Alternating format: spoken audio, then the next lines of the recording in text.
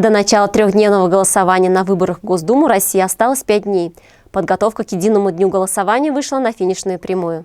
Во все территориальные избирательные комиссии доставлены избирательные бюллетени. 15 сентября они будут переданы в участковые комиссии. Голосование на выборах, назначенных на 19 сентября, в этом году проводится в течение 3 дней – 17, 18 и 19 сентября. Время голосования с 8 утра до 20:00. Любой желающий может отдать свой голос за того или иного кандидата в течение 3 дней. Всего по району работает 49 избирательных участков. В сентябре 2021 года в районе пройдут избирательные кампании 2 уровней. Это федеральные выборы и муниципальные.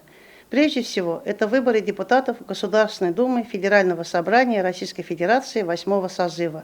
А на муниципальном уровне пройдут дополнительные выборы депутата Совета муниципального района Кармаскалинской районной республики Башкортостан по одномандатному избирательному округу номер 10 и дополнительные выборы депутата Совета сельского поселения Карламанский сельсовет по одномандатному избирательному округу номер 2.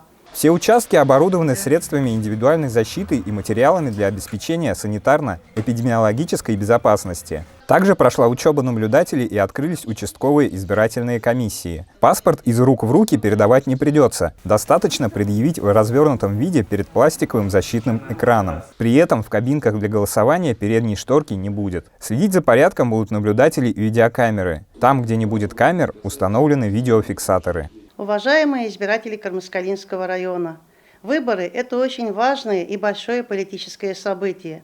В этом году они пройдут в течение 3 дней – 17, 18 и 19 сентября. Приглашаем вас в любой из этих дней по вашему выбору прийти на избирательные участки и принять участие в голосовании. Ждем вас на избирательных участках района.